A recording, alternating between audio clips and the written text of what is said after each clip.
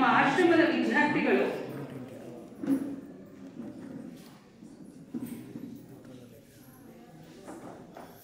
ರಾಷ್ಟ್ರೀಯ ಮಟ್ಟದಲ್ಲಿ ಹಾಗೂ ಅಂತಾರಾಷ್ಟ್ರೀಯ ಮಟ್ಟದಲ್ಲಿ ನಮ್ಮ ಆಶ್ರಮದ ಹೆಸರನ್ನು ರಾರಾಜಿಸುತ್ತಾ ಬಂದಿರುತ್ತಾರೆ. ಹಾಗೆಯೇ ಈ ಸುಸಂದರ್ಭದಲ್ಲಿ ನಮ್ಮ ಚಿದಂಬರ ಇನ್ಸ್ಟಿಟ್ಯೂಟ್ ಫಾರ್ ರಿಸರ್ಚ್ ನಲ್ಲಿ ಅಂದರೆ ಸಂಶೋಧನಾ ಕೇಂದ್ರದಲ್ಲಿ ಹಲವಾರು ರಂಗಗಳಲ್ಲಿ ಪಾಂಡಿತ್ಯ ಹೊಂದಿರುವವರನ್ನು ಗುರುತಿಸುವ ಕಾರ್ಯಕ್ರಮವನ್ನು ನಿರ್ವಹಿಸುತ್ತಾ ಬಂದಿದೆ. ಹಾಗೆಯೇ ನಮ್ಮ ಶ್ರೀ ಕ್ಷೇತ್ರದ ವಿದ್ವಾಂಸರಿಗೆ ಹಲವಾರು ರಂಗಗಳಲ್ಲಿ ಪಾಂಡಿತ್ಯ ಹೊಂದಿದವರನ್ನು ನಮ್ಮ ಸಂಶೋಧನಾ ಸಂಸ್ಥೆಯಿಂದ ಗೌರವಿಸಬೇಕಾಗಿರುವುದು ನಮ್ಮ ಆದ್ಯ ಕರ್ತವ್ಯವಾಗಿದೆ. ಇದರಲ್ಲಿ ಪ್ರಪ್ರಥಮವಾಗಿ ವೇದ ಬ್ರಹ್ಮ ಶ್ರೀ ಪ್ರಫುಲ್ಲ ಭಟ್ಟರು ಇವರು ಜ್ಯೋತಿಷ್ಯ ವಿಭಾಗದಲ್ಲಿ ಪರಿಣಿತಿಯನ್ನು ಹೊಂದಿದ್ದಾರೆ. ನಮ್ಮ ಆಶ್ರಮದ ಮ್ಯಾನೇಜಿಂಗ್ ಟ್ರಸ್ಟಿಗಳಾದಂತಹ ಡಾಕ್ಟರ್ ಸಚ್ಚಿದಾನಂದ ಸರ್ ಅವರು ಹಾಗೂ ಸ್ವಾಮೀಜಿ ಕೂಡ ಇವರಿಗೆ ಸನ್ಮಾನ ಮಾಡಬೇಕಂತ ಕೇಳಿಕೊಳ್ತಾ ಇದ್ದೀವಿ.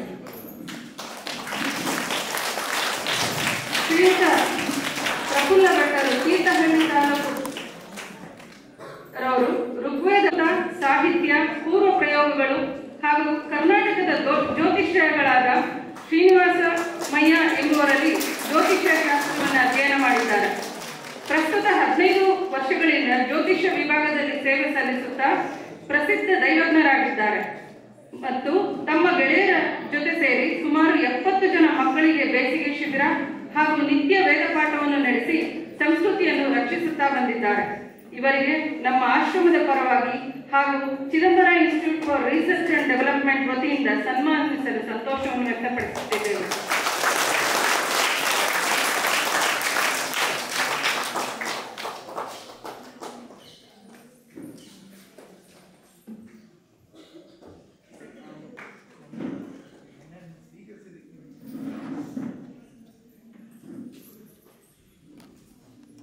ವೇದ ಬ್ರಹ್ಮಶ್ರೀ ಪ್ರಮೋದ ಶಂಕರ್ ಭಟ್ಟರು ನಮ್ಮ ಚಿದಂಬರ ಆಶ್ರಮದ ವಿದ್ಯಾರ್ಥಿಯೂ ಹೌದು. ಶಿವಮೊಗ್ಗದ ಅಂದಹಲಸು ರಾಘವೇಂದ್ರ ಭಟ್ಟರ ಇವರ ಮಾರ್ಗದರ್ಶನದಲ್ಲಿ ದೇವಸ್ಥಾನ ತಂತ್ರ ಮತ್ತು ಆಗಮ ಶಾಸ್ತ್ರದಲ್ಲಿ ಪಾಂಡಿತ್ಯವನ್ನು ಹೊಂದಿದ್ದಾರೆ. ನಮ್ಮ ಆಶ್ರಮದ ಕುಂಭಾಭಿಷೇಕ ಕಾರ್ಯಕ್ರಮವನ್ನು ಅಚ್ಚುಕಟ್ಟಾಗಿ ನೆರವೇರಿಸಿರುತ್ತಾರೆ. ಹೀಗೆ ಹಲವು ಪ್ರತಿಷ್ಠಾಪನಾ ಹಾಗೂ ಕುಂಭಾಭಿಷೇಕವನ್ನು ನಡೆಸಿಕೊಂಡು ಬಂದಿರುತ್ತಾರೆ. ಹಾಗೆ ಶಿವಮೊಗ್ಗದ ಕನ್ನಿಕಾ ಪರಮೇಶ್ವರಿ ದೇವಾಲಯದ ಪ್ರಧಾನ ಅರ್ಚಕರಾಗಿ ಅವರ ತಂದೆಯ ಸ್ಥಾನವನ್ನು ತುಂಬಿರುತ್ತಾರೆ. ಇವರಿಗೆ ನಮ್ಮ ಆಶ್ರಮದ ಪರವಾಗಿ ಹಾಗೂ Chidambara institute for research and development ವತಿಯಿಂದ ಸನ್ಮಾನಿಸಲು ಹರ್ಷಿಸುತ್ತೇವೆ.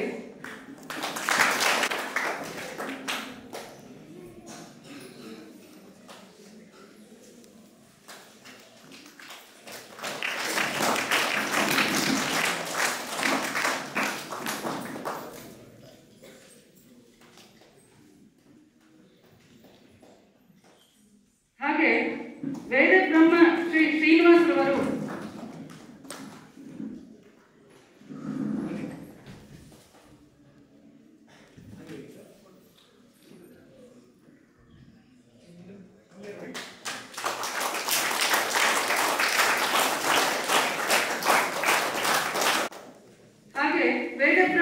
ಶ್ರೀನಿವಾಸರವರು ಅಗಡಿಯ ಆನಂದವನದಲ್ಲಿ ಶುಕ್ಲ ಯಜುರ್ವೇದವನ್ನು ಅಭ್ಯಾಸ ಮಾಡಿ ಬೆಂಗಳೂರಿನಲ್ಲಿರುವ ಯಜ್ಞವಲ್ಕ ಶುಕ್ಲ ಯಜುರ್ವೇದ ಪ್ರಾಚಾರ್ಯರಾಗಿ ಕರ್ತವ್ಯವನ್ನು ನಿರ್ವಹಿಸುತ್ತಿದ್ದಾರೆ. ನಮ್ಮ ಚಿದಂಬರಾಶ್ರಮದ ಭಕ್ತರು ಹಾಗೂ ಪ್ರತಿ ಪೂಜೆ ಕೈಂಕರ್ಯಗಳಲ್ಲೂ ಕೂಡ ಅವರು ಭಾಗವಹಿಸ್ತಾ ಇರ್ತಾರೆ. ಅವರಿಗೂ ಕೂಡ ಸನ್ಮಾನವನ್ನ ಮಾಡಲಿ ಹರ್ಷಿಸ್ತೇನೆ. ಆದರೆ ಅನಿವಾರ್ಯ ಕಾರಣಗಳಿಂದ ಅವರು ಸರ್ ಬಂದಿಲ್ಲ.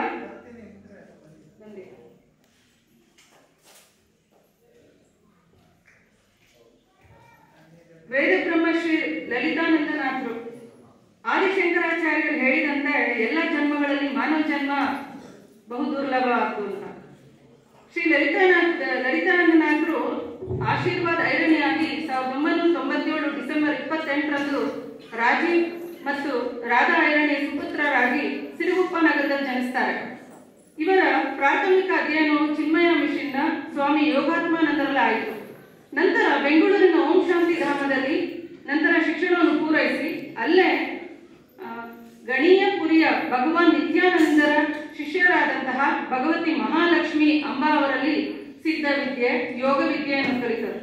ನಂತರ ಮೈಸೂರಿನಲ್ಲಿ ಮಹಾರಾಜ ಪಾಠಶಾಲೆಯಲ್ಲಿ ಸಾಂಗ ಸಾಮವೇದ ಅಧ್ಯಯನವನ್ನ ಮಂಜುನಾಥ ಶ್ರೋತಿಯಲ್ಲಿ ಪೂರೈಸುತ್ತಾರೆ. ಕರ್ನಾಟಕ ಸಂಗೀತವನ್ನು ಅಧ್ಯಯನ ಮಾಡಿದ ಇವರು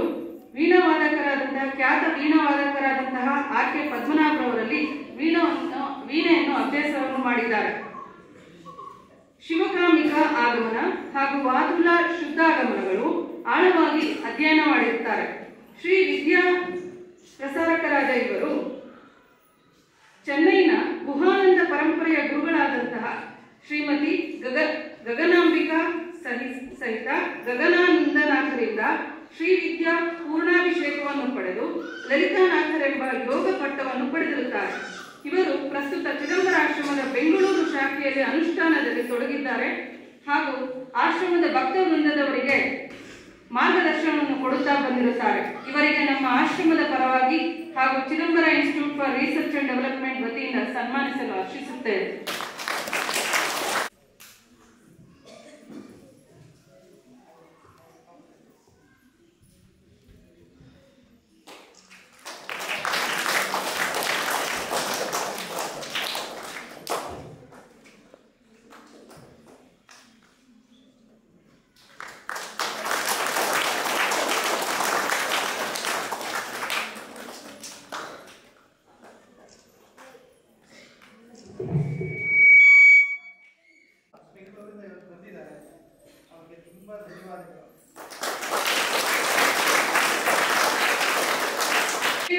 ವೇದ ಬ್ರಹ್ಮಶ್ರೀ ಮಹೇಶ್ ಹೆಗಡೆ ಅವರು ಖ್ಯಾತ ಜ್ಯೋತಿಷ್ಯರು. ಇವರು ಜ್ಯೋತಿಷ್ಯ ಶಾಸ್ತ್ರದಲ್ಲಿ ಪಾಂಡಿತ್ಯವನ್ನು ಹೊಂದಿರುವಂತವರು. ಇವರು ಭಾರತಾತ್ಮ ಪ್ರಶಸ್ತಿ ಪುರಸ್ಕೃತ ಅಥರ್ವಣ ವೇದಾಚಾರ್ಯ ಶ್ರೀಧರ್ ಅಡಿರವರ ಶಿಷ್ಯರಾದವರು. ಭಾರತದ ಅತಿ ಕಮ್ಮಿ ಅಥರ್ವ ವೇದದ ಶಾಖಾ ಅಧ್ಯಯನದಲ್ಲಿ ಇವರು ಒಬ್ಬರು. ಹೆಚ್ಚಿನ ಸಾಧನೆಯನ್ನು ಅತಿ ಕಡಿಮೆ ವಯಸ್ಸಿನಲ್ಲಿ ಸಾಧನೆ ಮಾಡಿದವರು. ಇವರು ಅಥರ್ವ ವೇದ, ಸಾಂಗ ಅಧ್ಯಯನ, ಭಾಷಾ ಸಾಹಿತ್ಯ, ಗೃಹ್ಯ ಸೂತ್ರದ ಅಧ್ಯಯನವನ್ನು ಕೂಡ ಮಾಡಿದ್ದಾರೆ. ಇವರಿಗೆ ನಮ್ಮ ಆಶ್ರಮದ ಮತ್ತು ಚಿದಂಬರ ರಿಸರ್ಚ್ ಅಂಡ್ ಡೆವಲಪ್ಮೆಂಟ್ ವತಿಯಿಂದ ಸನ್ಮಾನಿಸಲು ಹರ್ಷಿಸುತ್ತೇವೆ.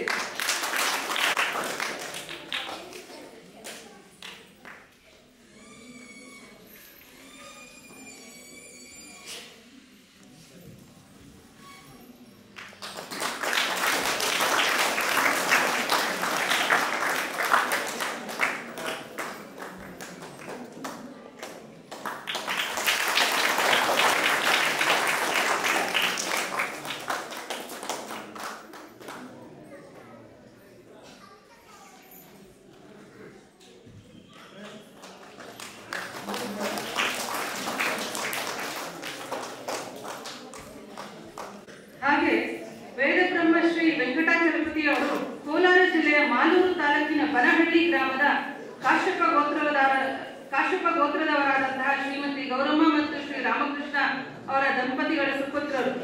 ತಮ್ಮ ಪ್ರಾಥಮಿಕ ವಿದ್ಯಾಭ್ಯಾಸವನ್ನು ಬನಹಳ್ಳಿ ಸರ್ಕಾರಿ ಶಾಲೆಯಲ್ಲಿ ಮುಗಿಸಿ ಹೆಚ್ಚಿನ ವಿದ್ಯಾಭ್ಯಾಸಕ್ಕೆ ಉಪನೀತರಾಗಿ ಶ್ರೀ ಚಿದಂಬರಾಶ್ರಮದ ಗುರುಕುಲಕ್ಕೆ ಆಗಮಿಸಿದವರು.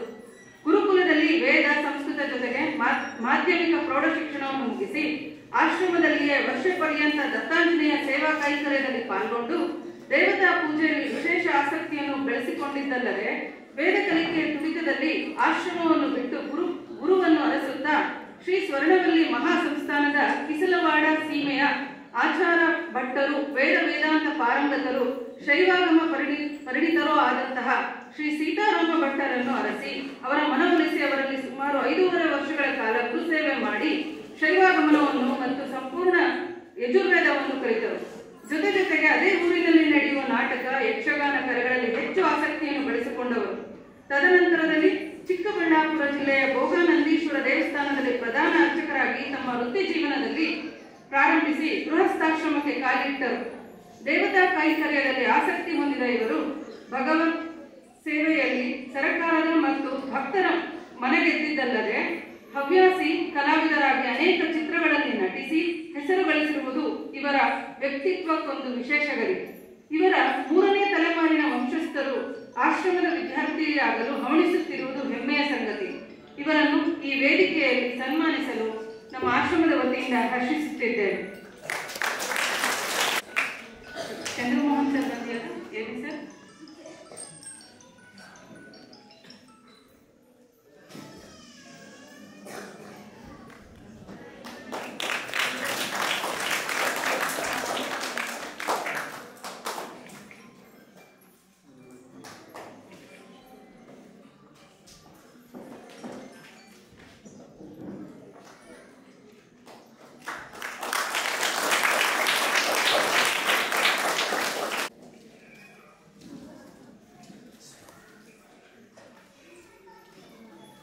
ಕಾರ್ಯಕ್ರಮದಲ್ಲಿ ದಿವ್ಯ ಸಾನ್ನಿಧ್ಯವನ್ನು ವಹಿಸಿರುವಂತಹ ಶ್ರೀ ಶ್ರೀ ಬ್ರಹ್ಮಾನಂದ ಭಾರತಿ ಸ್ವಾಮಿಗಳವರು ರಾಜಾರಾಮ ಆಶ್ರಮ ಶಿರಳಗಿ ಉತ್ತರ ಕನ್ನಡ ಜಿಲ್ಲೆ ಈ ಕಾರ್ಯಕ್ರಮದಲ್ಲಿ ನಮ್ಮೆಲ್ಲರನ್ನೂ ಕೂಡ ಅನುಗ್ರಹಿಸಬೇಕಂತ ನಾನು ಕೇಳ್ಕೊಳ್ತೇನೆ.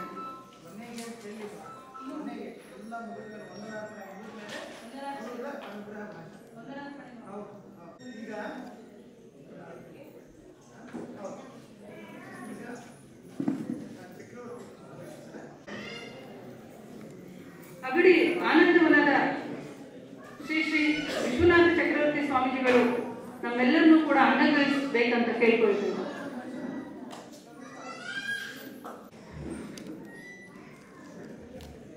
ವೇದಿಕೆಯ ಮೇಲೆ ಆಸೀನರಾದ ಪರಮ ಪೂಜ್ಯ ಶ್ರೀ ಬ್ರಹ್ಮಾನಂದ ಸ್ವಾಮಿಗಳ ದಿವ್ಯಚರಣಗಳಿಗೆ, ಚಿದಂಬರ ಮಹಾಸ್ವಾಮಿಗಳ ಶೇಷಾಚಲ ಸದ್ಗುರುಗಳ ದಿವ್ಯಚರಣಗಳಿಗೆ ಅನಂತ ಕೋಟಿ ನಮಸ್ಕಾರಗಳನ್ನು ಸಲ್ಲಿಸ್ತಾ, ಗುರುವಿನ ಕೃಪೆಯನ್ನ ಪಡೆದಂತಹ ಶ್ರೀ ಚಿದಂಬರ ಮಹಾಸ್ವಾಮಿಗಳ ಚಿದಂಬರ ಸ್ವಾಮೀಜಿಯವರ ಕರ್ಮಭೂಮಿ ಈ ಗುಬ್ಬಿ ಚಿದಂಬರ ಆಶ್ರಮದಲ್ಲಿ 4 ದಿನಗಳ ಕಾಲ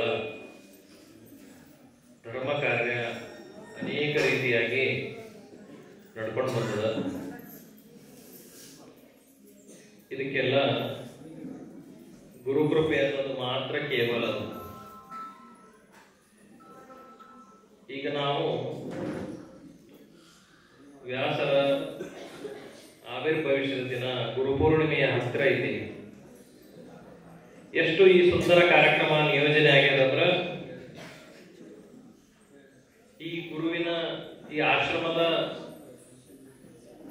ಮೂಲ ಗುರುಗಳು ಯಾರಿಂದ ಅನುಗ್ರಹ ಪಡೆದ್ರಲ್ಲ, ಅಗಡಿಯ ಶ್ರೀ ನಾರಾಯಣ ಭಗವಾನರ ಜಯಂತಿ ಇದ್ದಾಗ ಈ ಕಾರ್ಯಕ್ರಮ ನಡೆದುದಂದ್ರ ಇದು ನಿಜವಾಗ್ಲೂ ನಾರಾಯಣ ಭಗವಾನರ ಮನಸ್ಸಿಗೆ ಬಂದದ್ದು. ಅದಕ್ಕೋಸ್ಕರ ಈ ಕಾರ್ಯಕ್ರಮ ನಡೆದು. ದಾಸೋಹದೊಳಗೆ ಸಮರ್ಥ ರಾಮದಾಸರು ಹೇಳ್ತಾರ, ಗುರು ಆಗೋದು ಸುಲಭ, ಶಿಷ್ಯನಾಗೋದು ಬಹಳ ಕಠಿಣ. ಗುರು ಆಗೋದು ಬಹಳ ಸುಲಭ. ಒಬ್ಬ ಮಹಾತ್ಮರ ಸೇವೆಯನ್ನ ಮಾಡಿ ಯಾಕೆ ಈ ಶಬ್ದ ಹೇಳ್ಯಾರಂದ್ರ, ಅದ್ರ ಹಿಂದಿನ ಮರ್ಮ ಏನದಪ್ಪ ಅಂದ್ರ, ಶಿಷ್ಯ ಆಗೋದು ಬಹಳ ಕಠಿಣ ಅಂತ ಯಾಕೆ ಹೇಳಿದ್ರಂದ್ರೆ, ಅವರು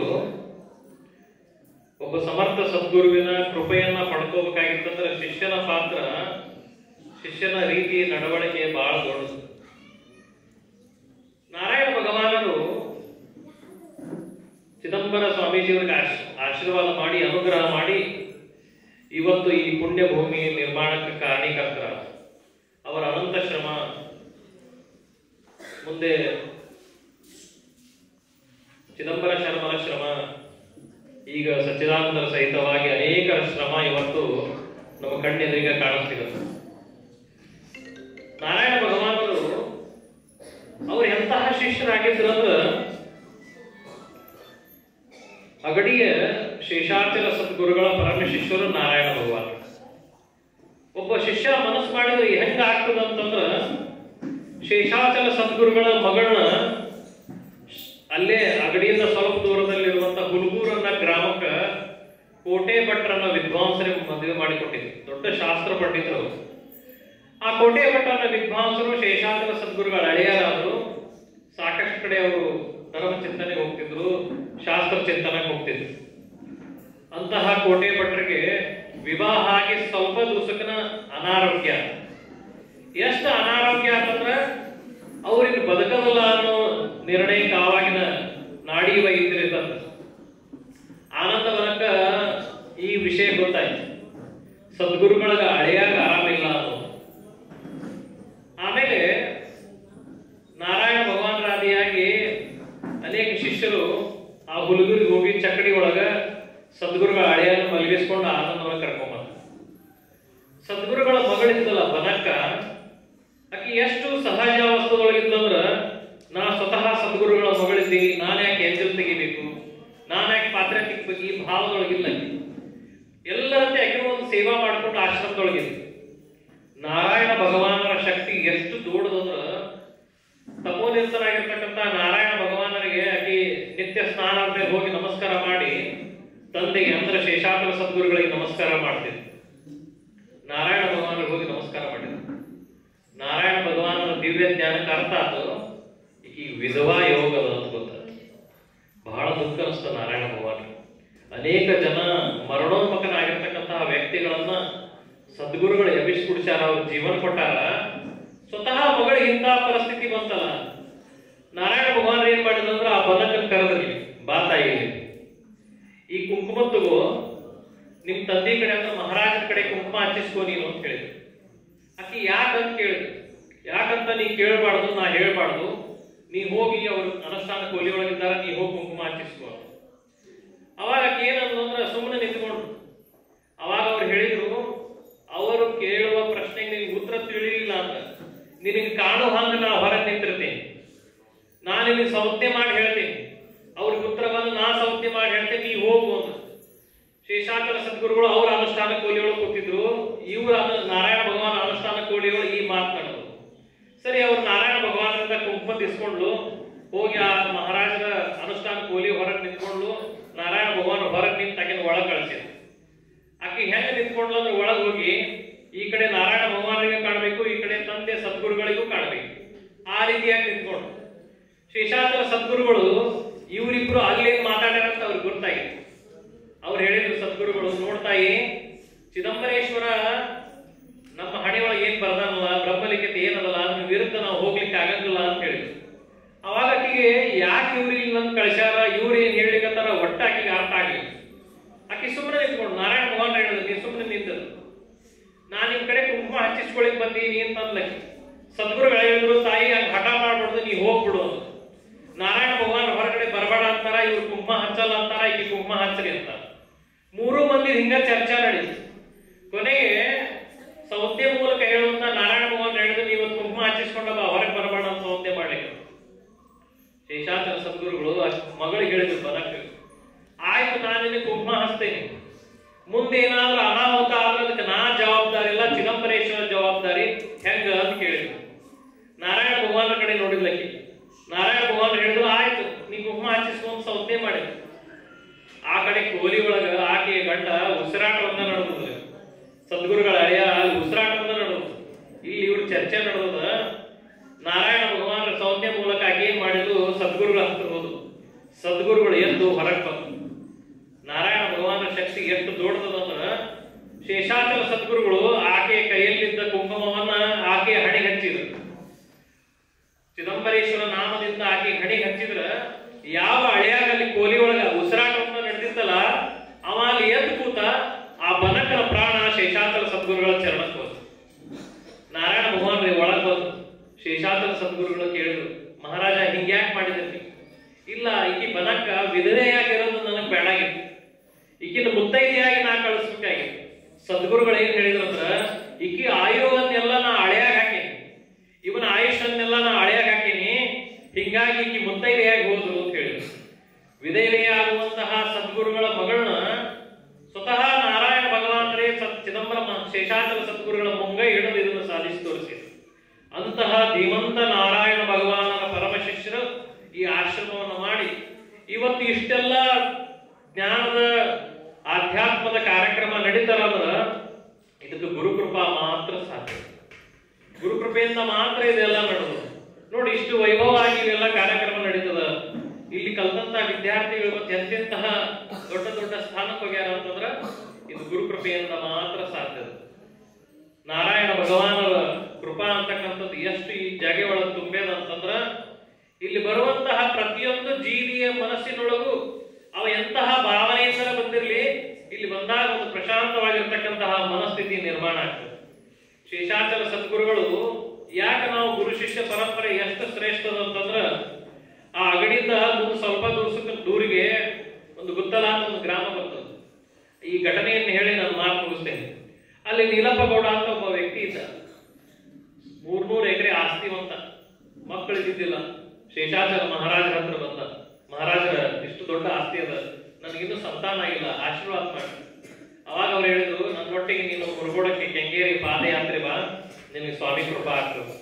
ಸರಿ, ಶೇಷಾಚಲ ಸದ್ಗುರುಗಳ ಸತ್ಯ ಆ ವ್ಯಕ್ತಿ ನೀಲಪ್ಪಗೌಡರು ಮುರುಗೋಡಕ್ಕೆ ಹೋದು ಚಿದಂಬರೇಶ್ವರನ್ನು ಪ್ರಾರ್ಥನೆ ಮಾಡಿ ಶ್ರೀಫಲವನ್ನು ಇಟ್ಟು ಪ್ರಾರ್ಥನೆ ಮಾಡಿ ಮರಳಿ ಬಂದರು.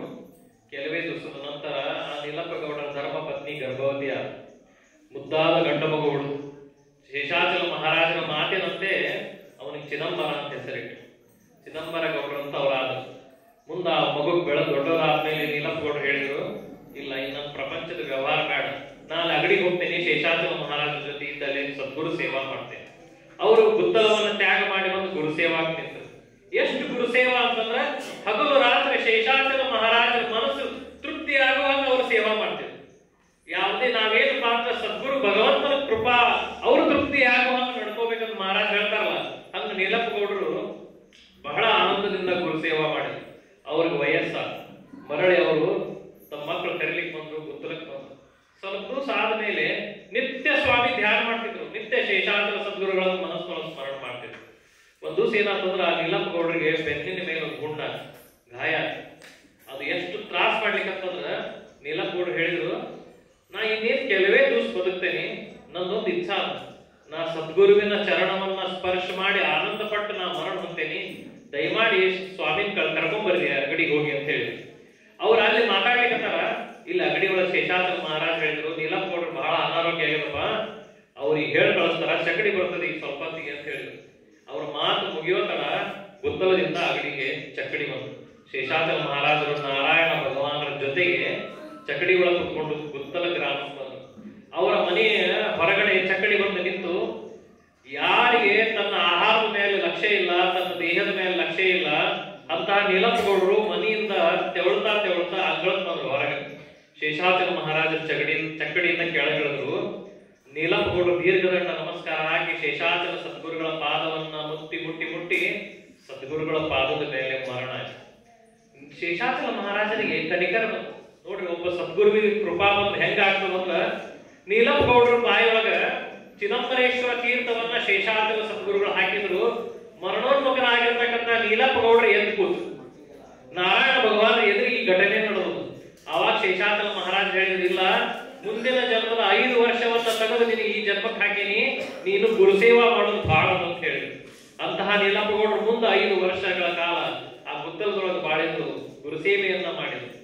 ಗುರು ಅನ್ನೋದು ನಮಗೆ ತಿಳಿಯಲಾರದೆ, ಚರ್ಮಗ ಕಣ್ಣಿಗೆ ಕಾಣಲಾರದ, ಮನುಷ್ಯ ಬುದ್ಧಿಗೆ ತಿಳಿಯಲಾರದ ಒಂದು ಅಗೋಚರವಾದ ಶಕ್ತಿ ಅಂತಕ್ಕಂಥದ್ದು ಸದ್ಗುರುವಿನ ತಿರುಗು. ಆ ದೇಹದೊಳಗ ತಪಸ್ಸು ಆಗಿ ಆ ದೇಹದೊಳಗೊಂದು ವಿಧೇಯ ಸ್ಥಿತಿ ನಿರ್ಮಾಣ ಆಗಿರ್ತದೆ. ಆ ಗುರು ಕೃಪಾ ಅಂತಕ್ಕಂಥದ್ದು ಬಹಳ ಶ್ರೇಷ್ಠ ಅದ. ಆ ಗುರು ಕೃಪಾ ಅಂದ್ರೆ ಎಷ್ಟು ದೊಡ್ಡದಿರ್ತದೆ, ಈ ಗುಬ್ಬಿ ಆಶ್ರಮನ ಒಂದು ನಮ್ಮ ಕಾರಣ, ಒಂದು ಸಾಕ್ಷಿ ಅದು. ಹೀಗೆ ಸದ್ಗುರುವಿನ ಕೃಪೆ ಪಡೆದಂತ ಈ ಆಶ್ರಮ ಮುಂದೆ ಹಿಂಗೂ ಅವ್ಯಾಹತವಾಗಿ ನಡೀಲಿ, ಇಲ್ಲಿ ಧರ್ಮ ಕಾರ್ಯಗಳು ಇನ್ನೂ ಹೆಚ್ಚು ನಡೀಲಿ, ಅನೇಕರ ಶ್ರಮದ ಫಲ ಇಲ್ಲಿ ಕಣ್ಣಿಗೆ ಕಾಣಸಿಗುತ್ತದ. ಇಂತಹ ಆಶ್ರಮಕ್ಕೆ ಇನ್ನೂ ದೊಡ್ಡ ದೊಡ್ಡ ಮಹಾತ್ಮರು ಬರಲಿ, ದೊಡ್ಡ ದೊಡ್ಡ ಉನ್ನತವಾದ ಕಾರ್ಯಗಳು ನಡೀಲಿ ಅಂತ ಹೇಳಿ ಈ 2 ಮಾತುಗಳನ್ನು ಸದ್ಗುರು ಚರಣಕ್ಕೆ ಸಮರ್ಪಣೆ ಮಾಡ್ತೇನೆ. ಮಹಿಮೆಯನ್ನು, ಗುರು ಕೃಪೆಯನ್ನು ಹಾಗೂ ಗುರು ಶಿಷ್ಯರ ಸಂಬಂಧದ ಬಗ್ಗೆ ತಿಳಿಸಿಕೊಟ್ಟಂತಹ ಸ್ವಾಮೀಜಿಯವರಿಗೆ ಧನ್ಯವಾದಗಳು.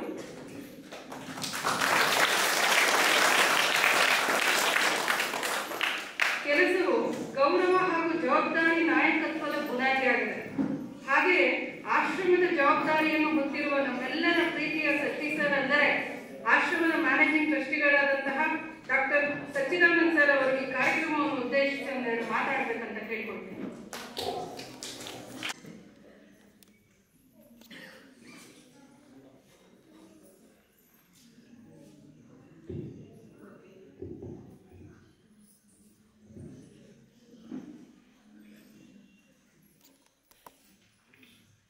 ಚಿದಂಬರ ಸದ್ಗುರುರಾನ್ ಮದೀಯ ಚಿದಂಬರ ಅನ್ಯ ಗುರುಂ ನ ಜಾನೆ ಚಿದಂಬರಸ್ಯಾನುಚರೋ ನಿತ್ಯಂ ಚಿದಂಬರೇ ರಶ್ಮಿ ಅರ್ಪಿತ ಸರ್ವಭಾರಃ.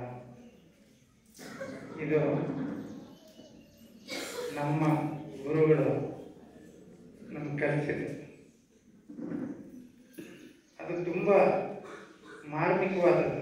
ಯಾಕೆಂದರೆ ಚಿದಂಬರಾಶ್ರಮದಲ್ಲಿ ಒಂದು ಹೊಸ ಪರಂಪರೆಯನ್ನು, ಚಿದಂಬರಾಶ್ರಮದ ಒಂದು ಹೊಸ ಪರಂಪರೆಯನ್ನು ಸೃಷ್ಟಿಸಿದ ನಮ್ಮ ಮಹಾಸ್ವಾಮಿಗಳು ಗುಬ್ಬಿಯ ಶಿವೇಂದ್ರ ಮಹಾಸ್ವಾಮಿಗಳು ಒಂದು ಹೊಸ ಯೋಗವನ್ನು ಹೇಳಿದರು. ಅದೇನಪ್ಪ ಅಂದರೆ ನಿಷ್ಕಾಮ ಕರ್ಮಯೋಗ. ಯಾತಕ್ಕೆ ಈ ಯೋಗ ಮಾಡಿದ್ರು ಅಂದರೆ ಜನಕ್ಕೆ ಬೇರೆ ಬೇರೆ ಧ್ಯಾನ ಯೋಗ, ಜ್ಞಾನಯೋಗ, ರಾಜಯೋಗ, ಹೀಗೆ ಬೇರೆ ಬೇರೆ ಮಾರ್ಗಗಳಿವೆ. ಆದರೆ ಎಲ್ಲರಿಗೂ ಸಿದ್ಧಿಸುವ ಸುಲಭವಾದ ಆಧ್ಯಾತ್ಮದ ಮಾರ್ಗ ಅಂತ ಹೇಳಿ ನಮ್ಮ ದೇವರ ಸ್ವಾಮಿಗಳು ನಿಷ್ಕಾಮ ಕರ್ಮಯೋಗವನ್ನು ಹೇಳಿದರು. ಅದೇನು ಅಂತ ಅವರೇ ಹೇಳಿದ್ದಾರೆ. ಅವ್ರು ಏನು ಹೇಳಿದ್ರು ಅಂದರೆ, ನಮ್ಮ ದೇಹ, ನಮ್ಮ ಮನಸ್ಸು, ಎಲ್ಲ ಇಂದ್ರಿಯಗಳನ್ನು ಕೂಡ ಪೂರ್ತಿ ಸವೆಸಿ ಅದನ್ನು ದೇವರಿಗೆ ಅರ್ಪಣೆ ಮಾಡಿದ್ರೆ ಅದು ನಿಷ್ಕಾಮ ಕರ್ಮಯೋಗ. ಇದು ಎಲ್ಲರಿಗೂ ಸಿದ್ಧವಾಗಿ ಎಲ್ಲರೂ ಕೂಡ ಕೆಲಸ ಮಾಡಲೇಬೇಕು. ನೀವು ಬೇಡ ಅಂದರೂ ಏನಾದರೂ ಒಂದು ಕೆಲಸ ಮಾಡಬೇಕು. ಅದು ಮಾಡುವಾಗ ಅದನ್ನು ದೇವರಿಗೆ ಅರ್ಪಣೆ ಮಾಡಿಬಿಡಿ ಅಂತ ಒಂದು ಸಣ್ಣದು. ನೀವು ಉದ್ಯೋಗ ಮಾಡಿ, ಊಟ ಮಾಡಿ, ತಿಂಡಿ ತಿನ್ನಿ, ಏನೇನು ಮಾಡ್ತೀರೋ ಎಲ್ಲ ಮಾಡ್ತಾ ಇರಿ. ಆದರೆ ಅದೆಲ್ಲವನ್ನು ಕೂಡ ನಮ್ಮ ಗುರುಗಳಿಗೆ ದೇವರಿಗೆ ಅರ್ಪಣೆ ಮಾಡಿಬಿಟ್ರೆ ಅದೇ ಒಂದು ನಿಮ್ಮ ಅಧ್ಯಾತ್ಮಕ್ಕೆ, ಅದರ ಬೆಳವಣಿಗೆಗೆ ಸಾಕು ಅಂತ ಹೇಳಿ ಈ ಒಂದು ಹೊಸದು ಅಂತ ಹೇಳುತ್ತಾರೆ. ನಮ್ಮ ಈ ಒಂದು ಮಾರ್ಗವನ್ನು ನಮಗೆ ಪ್ರಶಸ್ತ ಮಾಡಿ ಬೋಧನೆ ಮಾಡಿ. ಇದು ಯಾಕೆ ಹೊಸದಲ್ಲ ಅಂದರೆ, ಮಹಾಭಾರತದಲ್ಲಿ ಧರ್ಮವ್ಯಾಧನಿಗೂ ಇದೇ ಕಥೆ. ಅವನು ವ್ಯಾಧನೆ ಆದರೂ ಕೂಡ, ಮಾಂಸ ಮಾರ್ತಿದ್ರು ಕೂಡ ಅವನ ಧರ್ಮವನ್ನು ಅವನು ಪರಿಪಾಲನೆ ಮಾಡಿದ್ರಿಂದ ಅದು ಯೋಗವಾಯಿತು. ಈ ಒಂದು ಇನ್ಸೈಟನ್ನು ನಮಗೆ ನಮ್ಮ ಗುರುಗಳು ಹೇಳ್ಕೊಟ್ರು. ಇದು ಬಹಳ ಸುಲಭವಾದ ಮಾರ್ಗ. ಏನೇನು ಮಾಡ್ತಿದ್ರು ಅದೆಲ್ಲ ಮಾಡಿ, ಆದರೆ ಮಾಡುವಾಗ ಮನಸ್ಸಿಟ್ಟು ತನ್ಮಯತೆಯಿಂದ ಮಾಡಿ, ಆಮೇಲೆ ಮಾಡಿಬಿಟ್ಟು ಗುರುಗಳಿಗೆ ಅರ್ಪಣೆ ಮಾಡಿಬಿಡಿ ಅಂತ. ಅದಕ್ಕೆ ನಾನು ಹೇಳಿದೆ, ನಾನು ಮಾಡೋ ಕೆಲಸ ಕೂಡ ಈ ಒಂದು ಸುಲಭವಾದ ಕೆಲಸ. ಇವಾಗ ನಾನು ಮಾತಾಡ್ತಾ ಇದ್ದೀನಿ, ಅದೇನು ಮಾಡಬೇಕು? ಗುರುಗಳಿಗೆ ಅರ್ಪಣೆ ಮಾಡಬೇಕು. ನಾವು ಏನು ಮಾಡಿದ್ರು ಕೂಡ ಅದು ಮಾಡಬೇಕು ಅನ್ನೋದು ನಾನು ಹೇಳಿದ ಶ್ಲೋಕದ ಅರ್ಥ. ಅದನ್ನೇ ನಮ್ಮ ಈಗ ಕಾಲವಾದಂತಹ ಅವರ ಶಿಷ್ಯರಾದಂತಹ ಶಿವಲಿಂಗರ ಗುರುಗಳು ಕೂಡ ಅದು ಹೇಳಿದ್ದು. ಅವರಿಗೆ ತುಂಬ ನೆನಪಾಗುತ್ತೆ. ಅವ್ರು ಇಂಥದ್ದೆಲ್ಲ ಬರ್ತಾ ಇದ್ದಾಗ ಹೇಳ್ತಾ ಇದ್ದಿದ್ದು ಒಂದೇ, ನೋಡಿ ಅವ್ರು ತುಂಬ ಎರಡು ಮಾತಲ್ಲಿ ಹೇಳೋದು, ಕೆಲಸ ಮಾಡಿ ಮಾತಾಡ್ಬೇಡಿ. ಕೆಲಸ ಮಾಡಿ, ಏನು ಕೆಲಸ ಮಾಡಬೇಕು ಅದು ಮಾಡಿ. ನನಗೆ ಕೆಲಸ ಮಾಡಕ್ಕೆ ಬರುತ್ತೆ ಅಂತ ಹೇಳಿ ಆ ಪುಣ್ಯಾತ್ಮ ತಾವು ದೇಹ ಬಿಟ್ಟ ದಿನ ಕೂಡ ವೇದ ಪಾಠ ಮಾಡಿ ಆ ಗುರುಗಳಲ್ಲಿ ಲೀನವಾದರು. ಇದು ಈ ಚಿದಂಬರಾಶ್ರಮದ ಸಾರ. ಚಿದಂಬರಾಶ್ರಮ ಅಂದ್ರೆ ಏನು ಅಂತೆಲ್ಲ ಕೇಳಿದ್ರೆ ಏನಂತೀವಿ? ಚಿದಂಬರಾಶ್ರಮ ಅಂದ್ರೆ ಏನು? ಓ ಸ್ಕೂಲು. ಚಿದಂಬರಾಶ್ರಮ ಅಂದ್ರೆ ಏನು? ಅನಾಥ ಮಕ್ಕಳಿಗೆ, ಬಡ ಮಕ್ಕಳಿಗೆ ಊಟ ಹಾಕೋ ಜಾಗ. ಹೀಗೆ ನಾವು ಆಮೇಲೆ ಚಿದಂಬರಾಶ್ರಮ ಅಂದ್ರೆ ಏನು? ಅದೇ ರೈಲ್ವೆ ಸ್ಟೇಷನ್ ಪಕ್ಕದಲ್ಲಿ ಇದೆಯಲ್ಲ, ಒಂದು 6 ಎಕರೆ ಜಾಗ, 10 ಎಕರೆ ಜಾಗ. ಹೀಗೆ ನಾವು ನಮಗೆ ತಿಳಿದಂಗೆ ಉತ್ತರ ಹೇಳ್ತೀವಿ, ತಪ್ಪೇನಿಲ್ಲ, ಅದೆಲ್ಲ ಹೌದು. ಇನ್ನೂ ಸ್ವಲ್ಪ ತಿಳಿದವರು ಹೇಳ್ತಾರೆ, ಇಲ್ಲ ಎಲ್ಲ ದತ್ತಾತ್ರೇಯ ಸ್ವಾಮಿ ದೇವಸ್ಥಾನ ಇದೆ, ಆಂಜನೇಯ ಸ್ವಾಮಿ ಒಂದಿದೆ ಅಂತ ಅದು ಹೇಳ್ತಾರೆ. ಆದರೆ ಚಿದಂಬರಾಶ್ರಮ ಅಂದ್ರೆ ಏನು? ನಾನು ಜಾಸ್ತಿ ಶಾಸ್ತ್ರಕ್ಕೆ ಹೋಗೋದಿಲ್ಲ. ನಿಮಗೆ ಎಲ್ಲ ಮಕ್ಕಳೇ ಜಾಸ್ತಿ ಇರೋದ್ರಿಂದ ಶಾಸ್ತ್ರ ಹೇಳಕ್ಕೆ ಹೋಗೋದಿಲ್ಲ. ಚಿತ್ ಅಂಬರ ಅಂದ್ರೆ ಏನು? ಸ್ಕೈ ಕ್ಲಾಡ್ ಅಂತ ಇಂಗ್ಲಿಷಲ್ಲಿ. ಆಕಾಶವೇ ಬಟ್ಟೆಯಾಗಿರುವಂತಹ ಚೈತನ್ಯ ಚಿತ್ ಅಂಬರ. ಅಂದ್ರೆ ಏನರ್ಥ ಅಂದ್ರೆ, ಹೇಗೆ ಆಕಾಶ ದೊಡ್ಡದಲ್ವಾ, ಅದು ನಮ್ಗೆ ಎಷ್ಟು ಕಾಣುತ್ತೆ ಅಂದ್ರೆ ನಮ್ಗೆ ಎಷ್ಟು ನೋಡ್ತೀವೋ ಅಷ್ಟು ಕಾಣುತ್ತೆ. ಹಾಗೆ ಚಿದಂಬರಾಶ್ರಮ ಅದಕ್ಕೆ ಬೇರೆ ಬೇರೆ ಮುಖಗಳಿದೆ. ಅದು ವಿಶ್ವದೋಮುಖ, ವಿಶ್ವರೂಪ. ಅದನ್ನು ತಿಳ್ಕೊಳ್ಳೋದಕ್ಕೆ ನಮಗೆ ನಮ್ಮ ಯೋಗ್ಯತೆ ಥರ ನಮಗೆ ತಿಳಿಯುತ್ತೆ. ಆದರೆ ನಮ್ಮ ಚಿದಂಬರ ಮಹಾಸ್ವಾಮಿಗಳು ಒಂದು ಮಾತು ಹೇಳಿದ್ದಾರೆ, ನೋಡಪ್ಪ, ಇಲ್ಲಿರೋ ಸ್ಕೂಲು, ಇಲ್ಲಿರೋ ಆಶ್ರಮ, ಇಲ್ಲಿರೋ ಒಂದು ಸೇವಾ ಸದನ, ಇದೆಲ್ಲ ಕೂಡ ಕೊನೆಯಾದರೆ ಏನಾಗಬೇಕಪ್ಪ ಅಂತಂದರೆ ಆ ದತ್ತಾತ್ರೇಯನಲ್ಲಿ ವಿಲೀನವಾಗಬೇಕು ಅಂತ ವರ್ತನೆ ಕೊಡಿಸಿದ್ದಾರೆ. ಅಂದರೆ ಇದರ ಅರ್ಥ ಏನು ಅಂದರೆ, ಚಿದಂಬರಾಶ್ರಮದ ಇಂಗ್ಲಿಷಲ್ಲಿ ಹೇಳೋದಾದ್ರೆ ಕ್ವಿಂಟೆಸೆನ್ಷಿಯಲ್ ಚಿದಂಬರಾಶ್ರಮ ಏನು ಅಂತಂದರೆ, ಇದು ಒಂದು ಅಧ್ಯಾತ್ಮದ ಕೇಂದ್ರ, ಅಧ್ಯಾತ್ಮದ ಒಂದು ಪರಂಪರೆ. ಅದಕ್ಕೆ ಕೇಂದ್ರವೆಂದು ನಮ್ಮ ದತ್ತಾತ್ರೇಯ ಆಂಜನೇಯ ಸ್ವಾಮಿ. ನೋಡಿ, ದತ್ತಾತ್ರೇಯ ಆದಿಗುರು, ಜ್ಞಾನಕ್ಕೆ ಉಗಮ, ನಾಲೆಜ್ ಸೋರ್ಸ್. ಆದರೆ ಆಂಜನೇಯ ಏನು? ಕ್ರಿಯಾಶಕ್ತಿ, ಭಕ್ತಿ. ಇದರ ಒಂದ್ ಕಡೆ ಜ್ಞಾನ, ಇನ್ನೊಂದು ಕಡೆ ಶಕ್ತಿ, ಇವುಗಳ ಸಂಗಮ ಚಿದಂಬರಾಶ್ರಮ. ಇದು ಬಹಳ ಕಡಿಮೆ, ನಾನಂತೂ ಕೇಳೇ ಇಲ್ಲ ದತ್ತಾತ್ರೇಯ ಆಂಜನೇಯ ಕಾಂಬಿನೇಷನ್.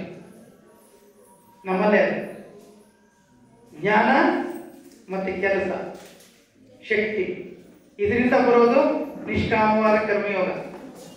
ಇದು ಅಂತ ಹೇಳಿ ನಮ್ಮ ಆಶ್ರಮ, ಇದು ನಮ್ಮ ಆಶ್ರಮ, ಇದು ವಿಶಿಷ್ಟ. ಈ ಒಂದು ಪರಂಪರೆಯನ್ನು ನಾವು ಮುಂದುವರಿಸ್ಕೊಂಡು ಹೋಗಬೇಕು. ನಮಗೆ ಬಹಳ ದೊಡ್ಡ ವಿರಾಸತ್ತಿದೆ. ನಮ್ಮ ಗುರುಗಳು ಹೇಳ್ದಂಗೆ ಆನಂದವರದ ನಾರಾಯಣ ಸ್ವಾಮಿಗಳು ನಮ್ಮ ಚಿದಂಬರವ್ರನ್ನ ಯಾವಾಗಲೂ ಗುರುದೇವ ಅಂತಲೇ ಹೇಳ್ತಾ ಇದ್ದೀವಿ. ಯಾವತ್ತು ಗುರುಗಳು ಅಂತಲೂ ಹೇಳ್ತಾ ಇಲ್ಲ, ಗುರುದೇವ. ದೇವರು ನಮಗೆ, ನಮ್ಮ ಪರಂಪರೆಯಲ್ಲಿ ನಮ್ಮ ಗುರುಗಳು ದೇವರು ಅಷ್ಟೇ. ಈ ಒಂದು ಗುರು ಶಿಷ್ಯ ಪರಂಪರೆ ಇಲ್ಲಿ ನಡ್ಕೊಂಡು ಬಂದಿದೆ. ಇದರ ಮೂಲತಃ ಏನಿದೆ ಅಂತಂದ್ರೆ, ಜ್ಞಾನ, ಕರ್ಮ ಇವುಗಳ ಸಂಗಮದಿಂದ ಆಗುವಂತಹ ಒಂದು ಯೋಗ ಏನಿದೆ, ಅದು ನಮ್ಮ ಅಧ್ಯಾತ್ಮದ ವೈಶಿಷ್ಟ್ಯ. ಎಲ್ಲರಿಗೂ ಸುಲಭವಾಗಿ ಸಿದ್ಧ ಆಗುವಂಥದ್ದು. ಇದಕ್ಕೆ ಈ ದತ್ತಾತ್ರೇಯನ ಸ್ಥಾಪನೆ ಆಗಿದ್ದು 83ನೇ ವರ್ಷದಲ್ಲಿ ಹಿಂದೆ. ಅದೇನು ಏಕೋ ಏನೋ ಇದಕ್ಕೆ ಕುಂಭಾಭಿಷೇಕ ಮಾಡಬೇಕು ಅನ್ನೋ ಸ್ಫೂರ್ತಿ ಬಂದಿರಲಿಲ್ಲ. ಇದ್ದಕ್ಕಿದ್ದ ಹಾಗೆ ಆ ಗುರುಗಳ ಪ್ರೇರಣೆಯಿಂದ ಈಗ ಅದು ಬಂತು, ಅದು ಸಂಪನ್ನವಾಗಿದೆ. ಈ ಪವಿತ್ರ ಕ್ಷೇತ್ರದಲ್ಲಿ ಇನ್ನೂ ಪವಿತ್ರವಾದಂತಹ ಕೆಲಸ ನಡೆದಿದೆ ಕಳೆದ 4-5 ದಿನಗಳಲ್ಲಿ. ಇದರ ವೈಶಿಷ್ಟ್ಯ ಅಂದರೆ, ಇಲ್ಲಿಯೇ ಕಲಿತು, ಇಲ್ಲಿಯೇ ವಿದ್ಯೆಗಳನ್ನು ಕಲಿತು, ವಿದ್ಯೆ ಜೊತೆ ಭಕ್ತಿಯನ್ನು ಇಟ್ಕೊಂಡು, ಆ ಶ್ರದ್ಧಾ ಭಕ್ತಿಗಳನ್ನು ಇಟ್ಕೊಂಡು ಇರುವಂತಹ ಶಿಷ್ಯರೇನೆ ಇದನ್ನು ಮಾಡಿದ್ದಾರೆ. ಇದು ತುಂಬ ದೊಡ್ಡ ವಿಷಯ. ಇಂತಹ ಒಂದು ಪವಿತ್ರ ಸಂದರ್ಭದಲ್ಲಿ ನಮ್ಮ ಗುರು ಪರಂಪರೆಯ ಗುರುಗಳು ಮತ್ತೆ ನಾನು ಬ್ರಹ್ಮಾಂಡ ಭಾರತೀಗಳು ತುಂಬ ದೊಡ್ಡವರು, ಆದರೆ ನಮಗೆ ತುಂಬ ಹತ್ತಿರವಾದರು. ಚಿದಂಬರಾಶ್ರಮದಲ್ಲಿ ಅವರು ಓತಪ್ರೋತವಾಗಿದ್ದಾರೆ. ಇಲ್ಲಿ ಇದ್ದರು, ಇಲ್ಲಿ ನಮಗೆಲ್ಲ ಅವರ ಅಮೃತವಾಣಿಯನ್ನು ಉಣಿಸಿದ್ದಾರೆ ಅಂತ ಪುಣ್ಯಾತ್ಮರು ಇವತ್ತು ಬಂದು ಪವಿತ್ರವಾದ ಇಲ್ಲಿ ನಮ್ಮ ಒಂದು ಈ ಸಂದರ್ಭಕ್ಕೆ ಅವರ ಅನುಗ್ರಹ ಮಾಡ್ತಾ ಇದ್ದಾರೆ. ಇಂಥ ಒಂದು ಕುಂಭಾಭಿಷೇಕ ನಿಜವಾಗಿ ಕೂಡ ನಮ್ಮ ಆಶ್ರಮದ ಬೆಳವಣಿಗೆ ಆಗ್ತಾ ಇದೆ ಅನ್ನೋದು, ಮತ್ತು ಆಶ್ರಮದ ಮೂಲಭೂತ ತತ್ವವಾದಂತಹ ಇದು ಒಂದು ಧರ್ಮ ಕೇಂದ್ರ, ಸನಾತನ ಧರ್ಮ ಕೇಂದ್ರ ಅಂತ ಚಿದಂಬರ ಮಹಾಸ್ವಾಮಿ ಹೇಳಿದರು. ಅದು ಅನ್ನೋದನ್ನು ತೋರಿಸ್ಕೊಡ್ತಾ ಇದೆ. ಕಾರಣಾಂತರಗಳಿಂದ ನಾವು ಹೊರಗಿನ ಪ್ರಪಂಚವನ್ನು ಇಲ್ಲಿ ಕರೆದರೂ ಕೂಡ ಪ್ರಪಂಚ ಬರೋದಿಲ್ಲ. ಬರಬೇಕಾದ್ರೆ ಪ್ರಾಪ್ತಿ ಇರಬೇಕು.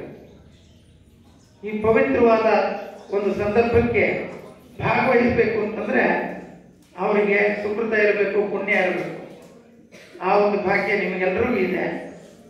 ಆದ್ದರಿಂದ ಇಂಥ ಒಂದು ಒಳ್ಳೆ ಶುಭವಾದ ಸಂದರ್ಭದಲ್ಲಿ ಬಂದು ಚಿದಂಬರ ಆಶ್ರಮದ ಒಂದು ಪರಂಪರೆಗೆ ನೀವು ಸೇರಿದ್ದೀರ. ಮಕ್ಕಳಿರ್ಬೋದು, ದೊಡ್ಡವರಿರ್ಬೋದು, ಎಲ್ರಿಗೂ ಕೂಡ ನಾನು ತುಂಬ ಭಾವುಕತೆಯಿಂದ ನನ್ನ ಕೃತಜ್ಞತೆಗಳನ್ನು ಅರ್ಪಿಸ್ತೀನಿ. ಮತ್ತೆ ಇದು ಒಂದು ಶುಭಾರಂಭ ಅಂತ ನನಗೆ ಭಾವನೆ ಬರ್ತಾ ಇದೆ. ಇಲ್ಲಿ ಅನಾದಿ ಕಾಲಕ್ಕೆ ತನಕ ಬಂದಿರುವಂತಹ ಒಂದು ಏನಿದೆ ಅದನ್ನು ಮುಂದುವರಿಸಿಕೊಂಡು ಈ ಪರಂಪರೆ ತುಂಬ ದಿನ ಮುಂದುವರಿಲಿ, ಲೋಕಕ್ಕೆ ಅನುಕೂಲ ಮಾಡಲಿ ಅಂತ ಒಂದು ಉದ್ದೇಶದಿಂದ ನಮ್ಮಲ್ಲೇ ಒಂದು ರಿಸರ್ಚ್ ಇನ್ಸ್ಟಿಟ್ಯೂಟ್ ಇದೆ. ಅದರ ಮುಖೇನ ಚಿದಂಬರ ಆಶ್ರಮದಲ್ಲಿ ನಮ್ಮವರೇ ಆದಂತಹ ನಮ್ಮ ಆಶ್ರಮವನ್ನು ಮುಂದುವರಿಸಬೇಕು ಅನ್ನೋ ದೃಷ್ಟಿಯಿಂದ ಒಂದು ವಿದ್ವತ್ ಇರುವಂತಹ ಜನರನ್ನು ನಾವು ಇವತ್ತು ಕರೆದು ನಮ್ಮವರನ್ನು ಆಗಿಸ್ಕೊಂಡಿದ್ದೀವಿ. ಅವರೆಲ್ಲರಿಗೂ ಕೂಡ ಚಿದಂಬರ ಆಶ್ರಮದ ಪರವಾಗಿ ನನ್ನ ಧನ್ಯವಾದವನ್ನು ಹೇಳ್ತೀನಿ. ಅವರು ಆಶ್ರಮವನ್ನು ಮುಂದುವರಿಸ್ಕೊಂಡು ಹೋಗಲಿ ಅಂತ ಚಿದಂಬರ ಮಹಾಸ್ವಾಮಿಗಳಲ್ಲಿ ಪ್ರಾರ್ಥನೆ ಮಾಡ್ತೀನಿ.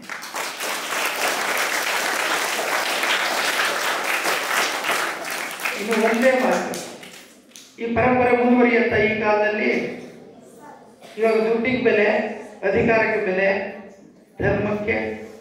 ಧರ್ಮ ಇದೆ. ಆದರೆ ನಮ್ಮ ಗುರುಗಳು ಹೇಳ್ದಂಗೆ ನೋಡೋದಕ್ಕೆ ಧರ್ಮ ಕಾಣುತ್ತೆ.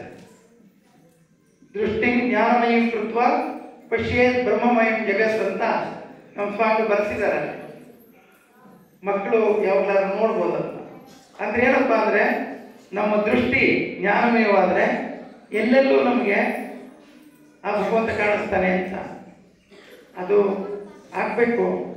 ಅದಕ್ಕೆ ಆ ಥರ ಅಂದ್ಕೊಂಡು ಮುಂದುವರಿಸೋದಕ್ಕೆ ಸಾಧ್ಯನಾ ಅಂತಂದರೆ ನೋಡಿ, ನಮ್ಮ ಪೂಜ್ಯ ಶಿವಚಿದಂಬರ ಗುರುಗಳು ಮುಂದಕ್ಕೂ ಆಗಬೇಕು ಈ ಕೆಲಸ ಅಂತ ಹೇಳಿ ನಮ್ಮ ಅತೀತಾನಂದರನ್ನ ಒಂಥರ ಸೃಷ್ಟಿ ಮಾಡೋದು. ಅವ್ರಿಗೇನೇನು ಅಧ್ಯಾತ್ಮ ವಿದ್ಯೆ ಇತ್ತೋ, ವೇದ ವಿದ್ಯೆ ಇತ್ತೋ, ಎಲ್ಲದಕ್ಕಿಂತ ಹೆಚ್ಚಾಗಿ ಗುರುಭಕ್ತಿ ಇತ್ತೋ ಅದನ್ನು ಧಾರೆ ಎರೆದು ಅವರನ್ನು ಸಿದ್ಧ ಮಾಡಿದ್ದಾರೆ. ಅವರು ಕೂಡ ಇಲ್ಲಿದ್ದಾರೆ. ನಮಗೆಲ್ಲ ಏನಾಗುತ್ತೆ ಅಂದರೆ ನೋಡಿ, ಶಿವಚಿದಂಬರರು ಗುರುಗಳು ಅಂತ ಅನ್ನಿಸ್ತಾ ಇರಲಿಲ್ಲ. ಯಾಕೆ ಅಂದರೆ ಅವ್ರು ಯಾವತ್ತೂ ನಾನು ಗುರು ಅಂತ ಒಪ್ಕೋತಿರ್ಲಿಲ್ಲ.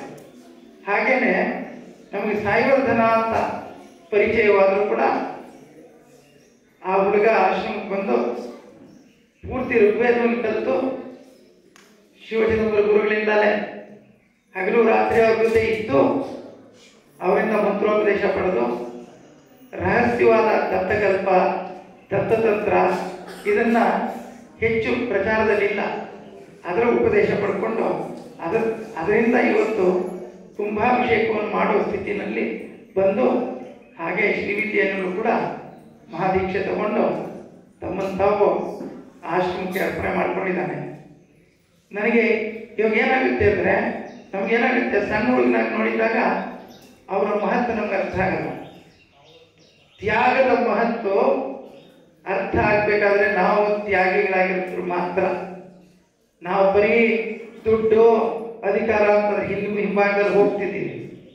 ಯಾರಾದರೂ ಒಬ್ಬ ವ್ಯಕ್ತಿ ಈಗ ತಾನೇ ಹೇಳಿಲ್ಲ, ಇಲ್ಲಿ ಹೇಳಿಲ್ಲ, ನ ಕರ್ಮಣ ನ ಪ್ರಜೆಯ ತ್ಯಾಗೇನೇಕೆ ಅಮೃತತ್ವಮಾನ ಶುಭು ಅಂತ ಹೇಳುತ್ತೆ ವೇದ.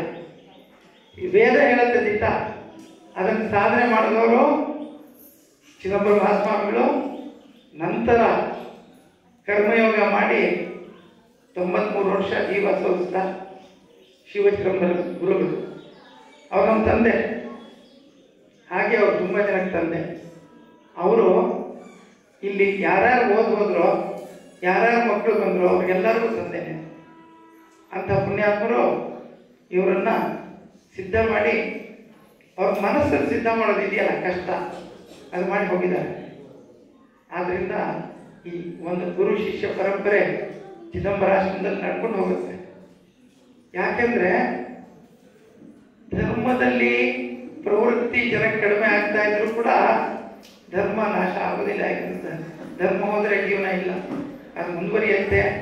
ಚಿದಂಬರಾಶ್ರಮ ತುಂಬ ದಿನ ದತ್ತಾತ್ರೇಯ ಅದನ್ನು ಮುಂದುವರಿಸ್ತಾನೆ ಅಂತ ಮತ್ತೆ ನೆನೆಸ್ಕೊಂಡು ದತ್ತಾತ್ರೇಯನಿಗೆ, ಆಂಜನೇಯ ಸ್ವಾಮಿಗೆ, ಚಿದಂಬರ ಮಹಾಸ್ವಾಮಿಗಳಿಗೆ, ನಮ್ಮ ಶಿವಚಿದಂಬರ ಗುರುಗಳಿಗೆ ಮತ್ತು ನಮ್ಮ ಗುರು ಪರಂಪರೆಗೆ ನನ್ನ ಕೃತಜ್ಞತೆ ನಮಸ್ಕಾರಗಳನ್ನು ಹೇಳಿ ನಾನು ಎರಡು ಮಾತನ್ನು ಮುಗಿಸ್ತೀನಿ. ಜೈ ಚಿದಂಬರ. ಜವಾಬ್ದಾರಿಗಳ ಬಗ್ಗೆ, ನಿಷ್ಕಾಮ ಕರ್ಮದ ಬಗ್ಗೆ, ಚಿದಂಬರ ಪರಂಪರೆ ಬಗ್ಗೆ ತಿಳಿಸಿದಂತಹ ಆಶ್ರಮದ ಟ್ರಸ್ಟಿಗಳಾದಂತಹ ಮ್ಯಾನೇಜಿಂಗ್ ಟ್ರಸ್ಟಿಗಳಾದಂತಹ ಡಾಕ್ಟರ್ ಸಚ್ಚಿದಾನಂದ ಸರ್ ಅವರಿಗೆ ಧನ್ಯವಾದಗಳು.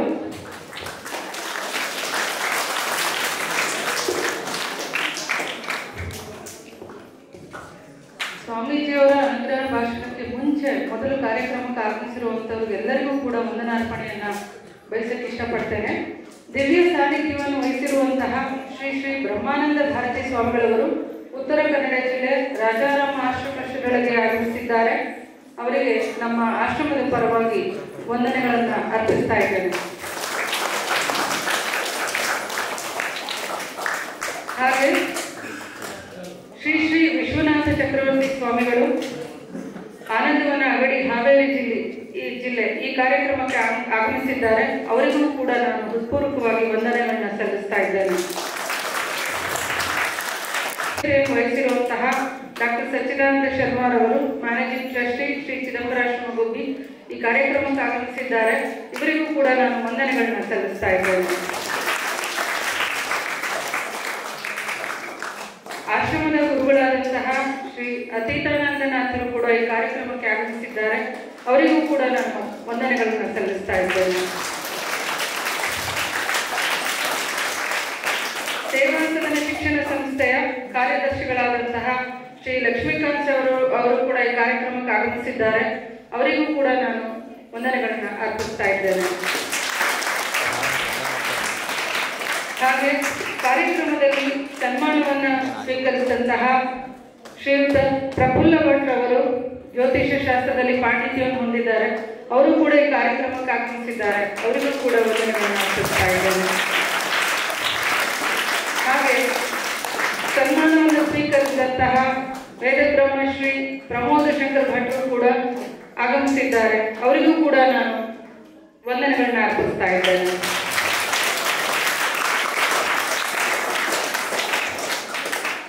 ಮತ್ತೊಬ್ಬರು ವೇದಬ್ರಹ್ಮ ಶ್ರೀ ಶ್ರೀನಿವಾಸ್ ಸರ್ ಅವರು ಕೂಡ ಆಗಮಿಸಿದ್ದಾರೆ. ಅವರಿಗೂ ಕೂಡ ನಾನು ಕಾರ್ಯಕ್ರಮಕ್ಕೆ ಆಗಮಿಸಿದ್ದಕ್ಕೆ ವಂದನೆಗಳನ್ನ ಅರ್ಪಿಸ್ತಾ ಇದ್ದೇನೆ. ಹಾಗೆ ಸನ್ಮಾನವನ್ನು ಸ್ವೀಕರಿಸಿದಂತಹ ವೇದಬ್ರಹ್ಮ ಶ್ರೀ ಲಲಿತಾನಂದನಾಥರು ಕೂಡ ಕಾರ್ಯಕ್ರಮಕ್ಕೆ ಆಗಮಿಸಿದ್ದಾರೆ. ಅವರಿಗೂ ಕೂಡ ನಾನು ವಂದನೆಗಳನ್ನ ಸಲ್ಲಿಸ್ತಾ ಇದ್ದೇನೆ. ಹಾಗೆ ಸನ್ಮಾನವನ್ನು ಸ್ವೀಕರಿಸಿದಂತಹ ವೇದಬ್ರಹ್ಮ ಶ್ರೀ ಮಹೇಶ ಭಟ್ರು ಅಥರ್ವ ವೇದದ ಖ್ಯಾತಿಗಳು, ಇವರಿಗೂ ಕೂಡ ನಾನು ವಂದನೆಗಳನ್ನ ಸಲ್ಲಿಸ್ತಾ ಇದ್ದೇನೆ. ಹಾಗೆ ವೇದಬ್ರಹ್ಮ ಶ್ರೀ ವೆಂಕಟಾಚಲಪತಿ ಭಟ್ರು, ಇವರು ಕೂಡ ಈ ಕಾರ್ಯಕ್ರಮಕ್ಕೆ ಆಗಮಿಸಿದ್ದಾರೆ. ಇವರಿಗೂ ಕೂಡ ನಾನು ವಂದನೆಗಳನ್ನ ಅರ್ಪಿಸ್ತಾ ಇದ್ದೇನೆ. ಹಾಗೆ ಈ ಕಾರ್ಯಕ್ರಮಕ್ಕೆ ಆಗಮಿಸಿರುವಂತಹ ಎಲ್ಲ ಭಕ್ತಾದಿಗಳಿಗೂ ಹಾಗೂ ಪೋಷಕರಿಗೂ, ಮಕ್ಕಳಿಗೂ, ಎಲ್ಲ 4 ಶಾಲೆಯ ಶಿಕ್ಷಕ ವರ್ಗದವರು ಹಾಗೆ ಪ್ರೆಸ್ ಸಿಬ್ಬಂದಿಯವರಿಗೂ ಕೂಡ ನಾನು ಎಲ್ಲ ಆಶ್ರಮ ವಾಸಿಗಳಿಗೂ, ಶ್ರಮಿಕರಿಗೂ, ಭಕ್ತಾದಿಗಳಿಗೂ, ಈ ಕಾರ್ಯಕ್ರಮಕ್ಕೆ ಆಗಮಿಸಿದಿರ ಎಲ್ಲರಿಗೂ ಕೂಡ ನಾನು ವಂದನೆಗಳನ್ನ ಅರ್ಪಿಸ್ತಾ ಇದ್ದೇನೆ.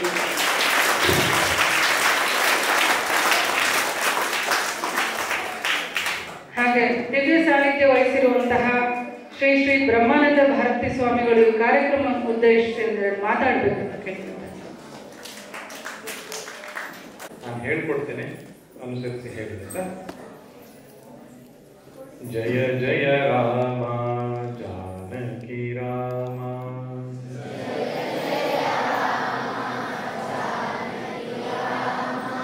ರಘುಕುಲ ಭೂಷಣ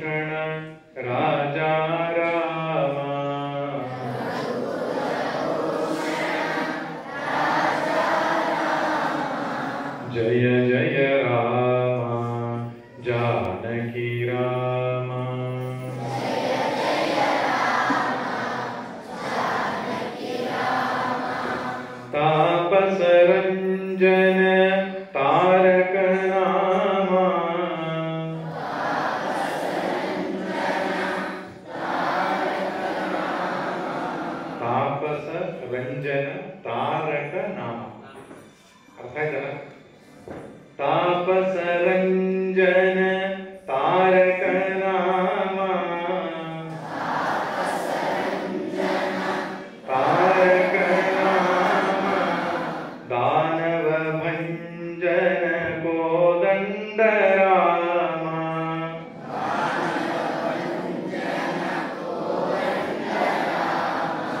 ಜಯ ಜಯ ರಾಮ. ಶ್ರೀರಾಮ ಜಯ ರಾಮ ಜಯ ಜಯ ರಾಮ. ಶ್ರೀರಾಮ ಜಯ ರಾಮ ಜಯ ಜಯ ರಾಮ. ಶ್ರೀರಾಮ ಜಯ ರಾಮ ಜಯ ಜಯ ರಾಮ.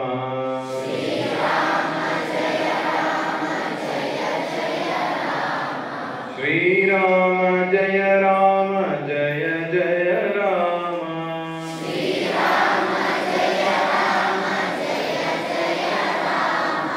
ಜಯ ಜಯ ರಾಮ ಜಾನಕಿ ರಾಮ.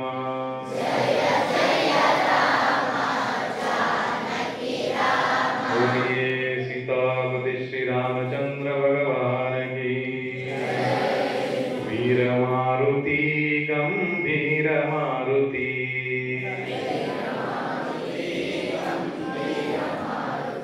ಸರಿ, ಮೊದಲು ಸರಿ ಕೇಳಿಸ್ಕೊಳ್ಬೇಕು, ಕಿವಿ ತೆರೆದಿರಬೇಕು, ಆಮೇಲೆ ಹೇಳಲಿಕ್ಕೆ ಆಗ್ತದೆ.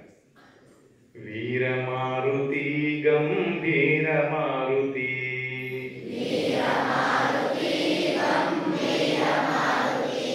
वीर मारुति अति धीर मारुति.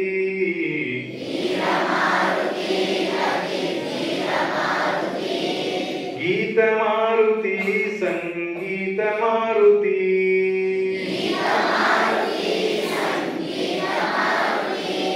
दूत मारुति राम दूत मारुति.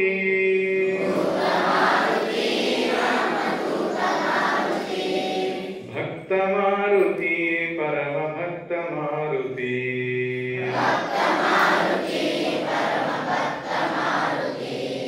वीर मारुति गंभीर मारुति.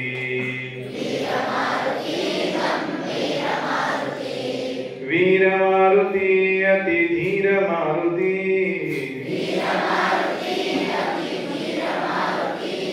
गीत मारुति संगीत मारुति.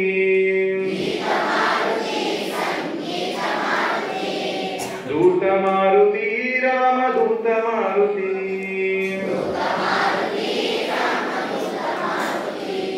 भक्त मारुति परम भक्त मारुति.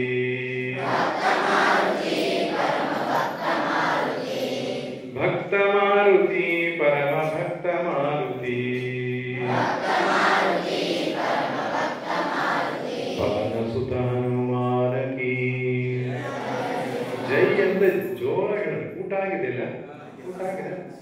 ಪವನ ಸುತ ಹನುಮಾನ ಕಿ, रघुनाथ महाराज की, सब संतन की, भारत माता की, वैदिक सनातन संस्कृति की.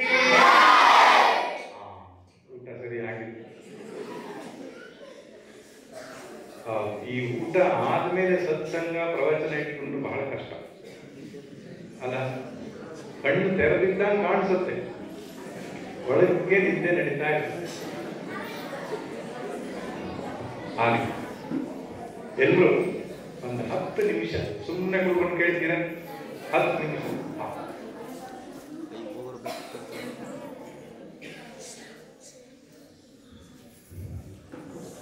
ದತ್ತಾಂಜನೇಯನ ಈ ಪವಿತ್ರವಾದ ಸನ್ನಿಧಿಯಲ್ಲಿ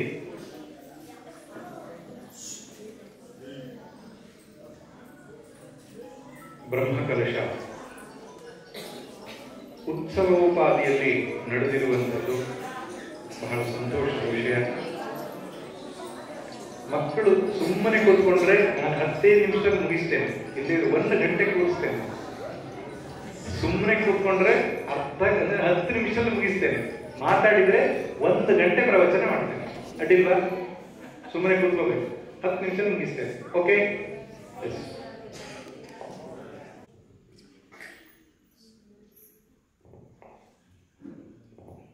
ದೇವಸ್ಥಾನದ ಪವಿತ್ರ ಇದೊಂದು ಕ್ಷೇತ್ರ, ಬರೀ ದೇವಸ್ಥಾನ ಮಾತ್ರ ಅಲ್ಲ, ಚಿದಂಬರ ಗುರುಗಳು ತಪಸ್ಸು ಮಾಡಿದಂತಹ ಜಾಗ. ಪ್ರತಿದಿನವೂ ವೇದ ಮಂತ್ರದ ಘೋಷ, ಸತ್ಸಂಗ ಇಂಥದ್ದು ಬಹಳಷ್ಟು ನಡೆದಿರ್ತಕ್ಕಂತಹ ಈ ಪವಿತ್ರ ಕ್ಷೇತ್ರದಲ್ಲಿ ಮತ್ತೊಮ್ಮೆ ಆ ದೇವರ ಬಿಂಬಕ್ಕೆ ಚೈತನ್ಯವನ್ನ ನೀಡುವಂತಹ ಶ್ರೇಷ್ಠವಾದ ಕೈಂಕರ್ಯ ನಡೆದಿದೆ. ಅಷ್ಟಬಂಧ ಎಂಬುದಾಗಿ ಕರೀತಾರೆ, ಅಥವಾ ಬ್ರಹ್ಮಕಲಶ ಎಂಬುದಾಗಿ ಕರೀತಾರೆ. ಪವಿತ್ರವಾದ ಮಂತ್ರಗಳಿಂದ ಜಾಗೃತವಾದಂತಹ ಜಲವನ್ನ, ಶಕ್ತಿಯುತವಾದ ಜಲವನ್ನ ಭಗವಂತನಿಗೆ ಅಭಿಷೇಕ ಮಾಡುವುದರ ಮೂಲಕ ಪುನಃ ಆ ಭಗವಂತನ ಬಿಂಬದಲ್ಲಿ ಶಕ್ತಿ ಸಂಚಾಲನೆ ಮಾಡತಕ್ಕಂತಹ ಒಂದು ಕಾರ್ಯಕ್ರಮ ಇದು.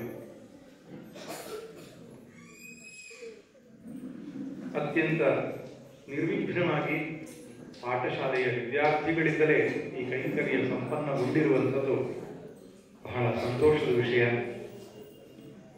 ಹೀಗೆ ನಡೆಯುವುದು ಬಹಳ ಕಷ್ಟ.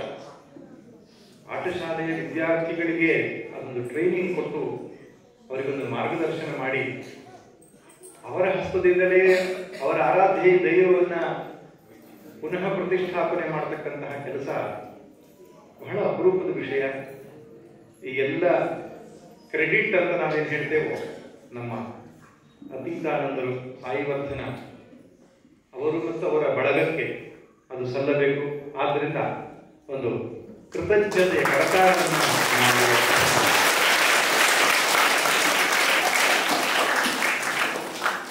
ಚಿದಂಬರ ಸ್ವಾಮಿಗಳೇ ಪ್ರತಿಷ್ಠಾಪನೆ ಮಾಡಿರತಕ್ಕಂತಹ ಈ ಭವ್ಯ ರುದ್ರಾಂಜನೇಯ, ಆಂಜನೇಯ ಹಾಗೂ ದತ್ತಾಂಜನೇಯ ಸನ್ನಿಧಿ ಬಹಳ ವಿಶೇಷವಾದದ್ದು. ಆ ಸನ್ನಿಧಿ ಒಳಗಡೆಗೆ ಪ್ರವೇಶ ಮಾಡ್ತಾ ಇದ್ದ ಹಾಗೆ, ದೇವಸ್ಥಾನದ ಒಳಗಡೆ ಹೋಗ್ತಾ ಇದ್ದ ಹಾಗೆ ಏನೋ ಒಂದು ಸಾತ್ವಿಕ ತರಂಗದ ಅನುಭೂತಿ ನಮಗಾಗ್ತದೆ. ಮಹಾತ್ಮರ ಪವಿತ್ರ ಹಸ್ತದಿಂದ, ತಪಸ್ಸಿನಿಂದ ಪ್ರತಿಷ್ಠಾಪನೆ ಆಗ್ತಕ್ಕಂತಹ ಆ ಕ್ಷೇತ್ರ ಜಾಗೃತವಾಗಿರುವಂಥದ್ದು ನಿಶ್ಚಿತ. ಡಿ.ವಿ.ಜಿ ಅವರೇ ಒಂದು ಕಗ್ಗದಲ್ಲಿ ಹೇಳ್ತಾರೆ, ಬಹುಜನಂ ಕೈ ಮುಗಿಯುವ ತೀರ್ಥದೊಳು ಕ್ಷೇತ್ರದೊಳು ಮಹಿಮೆಯಲ್ಲೇನೆಂದು ಸಂಶಯಿಸಬೇಡ, ವಿಹಿತ ಗೈದವರಾರು ವಸತಿಯುಂ ದೈವಕ್ಕೆ ಮಹಿಮೆ ಮನಸೋತಡೆಯೋ ಮಂಕುತಿಮ್ಮ ಅಂತ. ಸರ್ವವ್ಯಾಪಕನಾದಂತಹ ಭಗವಂತನಿಗೆ ನೀನ್ ಇಲ್ಲಿ ಇರಬೇಡ, ನೀನ್ ಇಲ್ಲಿರು ಅಂತ ಹೇಳಲಿಕ್ಕೆ ನಾವು ಯಾಕೆ? ಅವನ ಎಲ್ಲ ಕಡೆಗೆ ತುಂಬಿರುವ. ಆದರೆ ಯಾವ ಜಾಗಕ್ಕೆ ನಾವು ಹೋಗದಾಗ ನಮ್ಮ ಮನಸ್ಸು ಪ್ರಶಾಂತವಾಗ್ತದೋ, ನಮ್ಮ ಮನಸ್ಸಿಗೆ ಒಂದು ರೀತಿ ಉತ್ಸಾಹ, ಆನಂದ ಪ್ರಾಪ್ತಿ ಆಗ್ತದೋ, ಅಲ್ಲಿ ದೈವ ಸನ್ನಿಧಾನ ಇದೆ ಅಂತ ತಿಳ್ಕೊಳ್ಬೇಕು ಅಂತ ಹೇಳ್ತಾರೆ. ಹೀಗೆ ನಮ್ಮ ಸನಾತನ ಸಂಸ್ಕೃತಿಯಲ್ಲಿ ಅನೇಕ ವಸ್ತುಗಳನ್ನ ಶ್ರೇಷ್ಠ ದೈವ ಸನ್ನಿಧಾನ ಅಂತ ಗುರುತಿಸಿದ್ದೇವೆ. ಅಶ್ವತ್ಥ ವೃಕ್ಷ ಇರಬಹುದು, ಹಸು ಇರಬಹುದು, ತುಳಸಿ ಗಿಡ ಇರಬಹುದು, ಗಂಗಾ ನದಿ ಇರಬಹುದು, ಹಿಮಾಲಯ ಇರಬಹುದು. ಹೀಗೆ ಈ ಸನ್ನಿಧಾನಗಳಲ್ಲಿ ಒಂದು ಸಾತ್ವಿಕ ತರಂಗದ ಅನುಭೂತಿ ನಮಗೆ ಆಗ್ತದೆ. ಈಗೀಗ ವಿದೇಶದವರು ಒಪ್ಕೊಳ್ತಾ ಇದ್ದಾರೆ, ಹಸುವಿನ ಹತ್ರವೂ ಹೋದ್ರೆ ನಮಗೆ ಶಕ್ತಿ ಅದರಿಂದ ಬರ್ತದೆ ಅಂತ, ಪಾಸಿಟಿವ್ ಎನರ್ಜಿ ಬರ್ತದೆ ಅಂತ. ಪ್ರಾಚೀನರು ಅವತ್ತೇ ಅದನ್ನ ಮನಗಂಡು ಪ್ರತಿ ಮನೆಯಲ್ಲಿಯೂ ಕೂಡ ಹಸು ಇರಬೇಕು, ಹಸುವಿನ ಸೇವೆ ಆಗಬೇಕು, ಪಂಚಗವ್ಯ ಪಂಚಾಮೃತಗಳ ಸೇವನೆ ಆಗಬೇಕು ಅಂತ ಮಾಡಿದ್ದು ಯಾಕಂದ್ರೆ ಆ ತತ್ವವನ್ನು ಕಂಡುಕೊಂಡಿದ್ರು. ಅದು ಬರೀ ಕಣ್ಣಿಗೆ ಕಾಣುವಂತಹ ತತ್ವ ಅಲ್ಲ, ಅಥವಾ ಯಾವುದೋ ವಿಜ್ಞಾನದ ಉಪಕರಣಕ್ಕೆ ಕಾಣುವಂತಹದ್ದಲ್ಲ, ಅತೀಂದ್ರಿಯವಾದಂತಹ ವಿಷಯ. ಹಾಗೆ ಶಾಲಿಗ್ರಾಮದಲ್ಲಿ ವಿಷ್ಣು ಅಂಶ ಇದೆ, ಬಾಣಲಿಂಗದಲ್ಲಿ ಶಿವತತ್ವ ಇದೆ. ಈ ಎಲ್ಲ ವಿಶೇಷತೆಯನ್ನ ಋಷಿಗಳು ಮನಗಂಡಿದ್ದಾರೆ. ಹಾಗೆ ದೇವತಾ ಬಿಂಬವನ್ನ ಪ್ರತಿಷ್ಠಾಪನೆ ಮಾಡುವುದಕ್ಕೆ ಆಗಮೋಕ್ತವಾದಂತಹ ಒಂದು ರೀತಿ ಇದೆ. ಆ ಪ್ರಕಾರವಾಗಿ ಪ್ರತಿಷ್ಠಾಪನೆ ಆದ್ರೆ ಅಲ್ಲಿ ದೈವ ಸನ್ನಿಧಾನ ಉಂಟಾಗ್ತದೆ. ಯಾರೋ ಕೇಳ್ತಾ ಇದ್ರು, ಎಲ್ಲಾ ಕಡೆಗೂ ದೇವರಿದ್ರೆ ದೇವಸ್ಥಾನಕ್ಕೆ ಯಾಕೆ ಹೋಗಬೇಕು ಅಂತ. ಎಲ್ಲಾ ಕಡೆಗೂ ದೇವರು ಇರೋದಾದ್ರೆ ದೇವಸ್ಥಾನಕ್ಕೆ ಯಾಕೆ ಹೋಗಬೇಕು? ಅದಕ್ಕೆ ಉತ್ತರ ಕೊಟ್ಟರು, ಎಲ್ಲಾ ಕಡೆ ಗಾಡಿ ಇದೆಯಲ್ಲ, ನಿನ್ನ ಸೈಕಲ್ ಪಂಕ್ಚರ್ ಆದ್ರೆ ಅಥವಾ ಗಾಡಿ ಟೈರ್ ಪಂಕ್ಚರ್ ಆದ್ರೆ ಪಂಕ್ಚರ್ ಏನು ಪಂಪಿನ ಯಾಕೆ ಬಳಸ್ತೀಯ ನೀನು? ಹಂಗೆ ಹೊರಗಡೆಯಿಂದ ಗಾಡಿ ತುಂಬಿಸುವಂತ. ಆ ಪಂಪಿಗೆ ವಿಶೇಷವಾದ ಸಾಮರ್ಥ್ಯ ಇದೆ ಗಾಳಿಯನ್ನ ಹೊರಸೂಸುವಂತ. ಹಾಗೆ ಪರಮಾತ್ಮ ಎಲ್ಲ ಕಡೆ ಇದ್ದರೂ ಕೂಡ ದೇವಸ್ಥಾನದಲ್ಲಿ ಅವನ ಶಕ್ತಿ ವಿಶೇಷವಾಗಿ ನಮಗೆ ಉಪಲಬ್ಧವಾಗ್ತದೆ, ಪ್ರಾಪ್ತಿಯಾಗ್ತದೆ. ಅಂತಹ ಜಾಗೃತವಾದ ಸ್ಥಳದಲ್ಲಿ ಕೂತ್ಕೊಂಡು ನಾವು ಧ್ಯಾನ ಮಾಡಿದರೆ, ಜಪ ಮಾಡಿದರೆ, ಪೂಜೆ ಮಾಡಿದರೆ, ಭಜನೆ ಮಾಡಿದರೆ ಹೆಚ್ಚು ಪುಣ್ಯ ಬರ್ತದೆ ಅಂತ ಹೇಳುತ್ತೆ ಸನಾತನ ಧರ್ಮ. ಮನೆ ಒಳಗಡೆ ಕುಳಿತುಕೊಂಡು ಮಾಡುವಂತಹ ಜಪಕ್ಕಿಂತ ಹೊರಗಡೆಯಲ್ಲಿ ಕುಳಿತುಕೊಂಡು ಮಾಡುವ ಜಪಕ್ಕೆ ಹೆಚ್ಚು ಶಕ್ತಿ. ಅದೇ ನದಿ ತೀರದಲ್ಲಿ ಅಥವಾ ಗೋಷ್ಠ ಅಂತ ಕರೀತಾರೆ, ಒಟ್ಟಿಗೆಯಲ್ಲಿ ಮಾಡುವಂತಹ ಜಪ ಅಥವಾ ಯಜ್ಞಯಾಗಾದಿಗಳ ನಡೆದಂತಹ ಜಗದಲ್ಲಿ ಮಾಡುವಂತಹ ಜಪ ಹೆಚ್ಚೆಚ್ಚು ಪುಣ್ಯಕಾರಕ ಎಂಬುದಾಗಿ ಹೇಳ್ತಾರೆ. ಯಾಕೆ? ಅದು ಮನಸ್ಸನ್ನು ಜಾಗೃತ ಮಾಡಬಲ್ಲದು.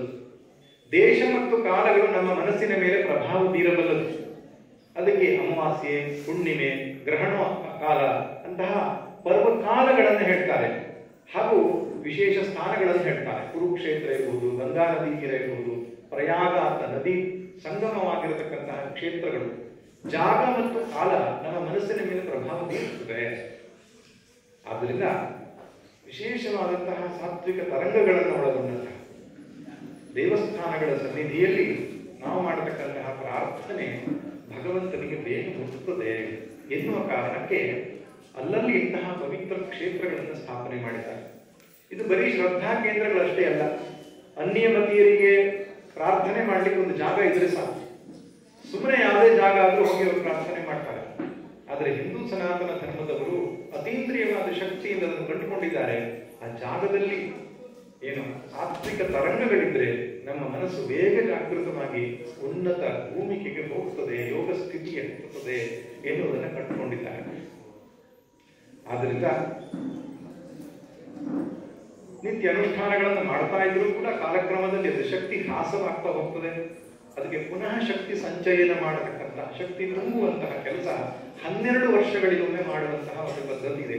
ಅಷ್ಟಬಂಧ ಅಂತ ಹೇಳ್ತಾರೆ. 12 ವರ್ಷಗಳಿಗೊಮ್ಮೆ ಹಳೆಯ ಬಂಧವನ್ನು ತೆಗೆದು ಹೊಸದಾಗಿ ಬಂಧವನ್ನು ಹಾಕುವಂಥದ್ದು ಪುನಃ ಪ್ರತಿಷ್ಠೆ ಎಂಬುದಾಗಿ ಕೂಡ ಹೇಳ್ತಾರೆ. ಆ ಬಂಧ ಶಿಥಿಲವಾದ ಪಕ್ಷದಲ್ಲಿ ಅದರ ಒಳಗಡೆಗೆ ನೀರು ಹೋಗಿ ಆ ಬಿಂಬ ಮತ್ತು ಅದರ ಪೀಠದ ಮಧ್ಯದಲ್ಲಿ ಹುಳುಗಳು ಮುಂತಾದವುಗಳಾದ್ರೆ ಇಡೀ ಗ್ರಾಮಕ್ಕೆ ತೊಂದರೆ ಆಗ್ತದೆ ಅಥವಾ ಆ ಕ್ಷೇತ್ರಕ್ಕೆ ತೊಂದರೆ ಎಂಬುದಾಗಿ ಕೂಡ ಹಿರಿಯರು ಕಂಡುಹಿಡಿದಿದ್ದಾರೆ.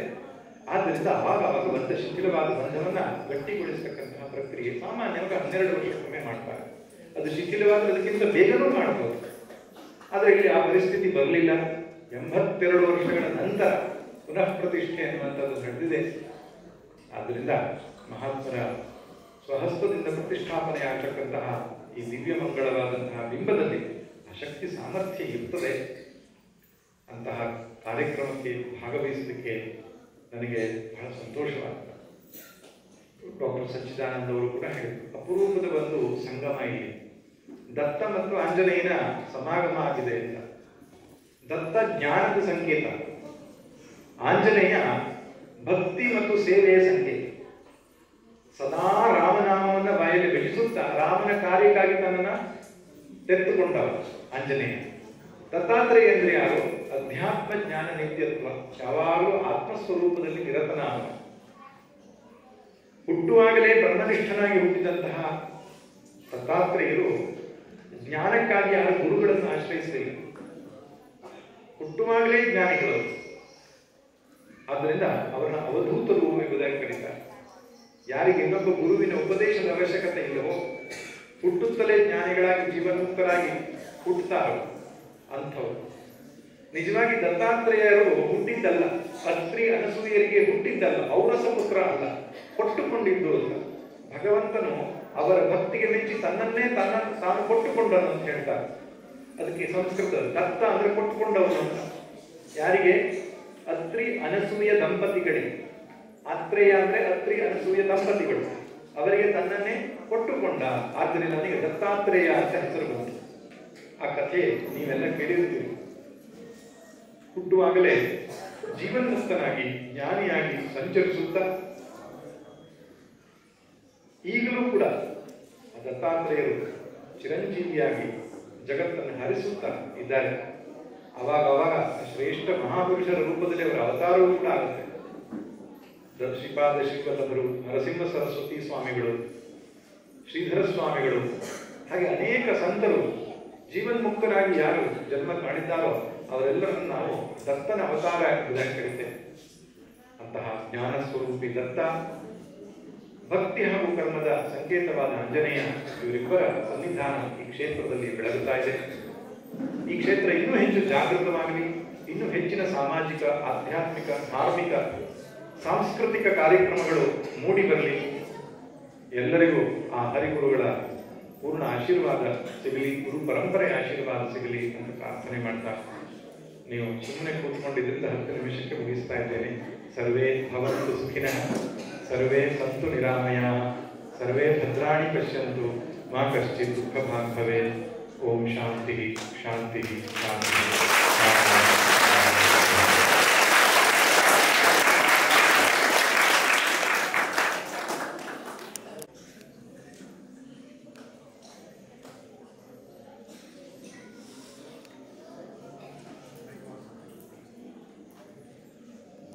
ಸುಶ್ರಾವ್ಯವಾಗಿ ಹಾಡಿ ನಮ್ಮೆಲ್ಲರಿಗೂ ಭಗವಂತನ ಸ್ಮರಣೆ ಮಾಡಿಸಿ ನಮ್ಮ ಆಶ್ರಮದ ಮಹಿಮೆಯನ್ನು, ಪ್ರಾರ್ಥನೆಯ ಮಹತ್ವವನ್ನು, ಬ್ರಹ್ಮ ಕುಂಭಾಭಿಷೇಕದ ಮಹತ್ವದ ಬಗ್ಗೆ ತಿಳಿಸಿದಂತಹ, ಹಾಗೆ ದತ್ತಾತ್ರೇಯರ ಮಹಿಮೆ ಬಗ್ಗೆ ಸ್ವಾಮೀಜಿಯವರು ತಿಳಿಸಿದರು.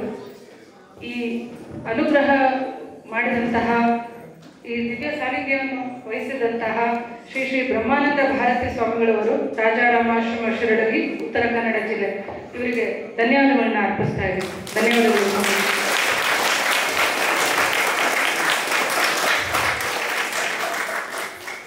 ಈಗ ಈ ಕಾರ್ಯಕ್ರಮವನ್ನು ಚಿದಂಬರ ಸ್ತೋತ್ರದೊಂದಿಗೆ ಮುಕ್ತಾಯವನ್ನು ಮಾಡೋಣ.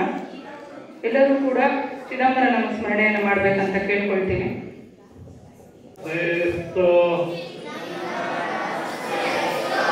ಚಿಂತಿತಾರ್ಥಪ್ರದಾಯಿನೇ ಔದಂಬರ ಸದಾವಾಸ ಚಿದಂಬರ ನಮೋಸ್ತುತೇ. ಜಯ ಚಿದಂಬರ, ಜಯ ಚಿದಂಬರ, ಜಯ ಚಿದಂಬರ. ಎಲ್ಲರೂ ಹಾಗೆ ಕೂತ್ಕೊಳ್ಳಿ. ಗಣ್ಯರು ಹೊರಗಡೆ ಹೊರಟ ಮೇಲೆ ನೀವೇ ಎದ್ದೇಳಬೇಕು. ಇಲ್ಲಿವರೆಗೂ ಕೂತ ಇರಿ ದಯವಿಟ್ಟು. ಗುರುಗಳು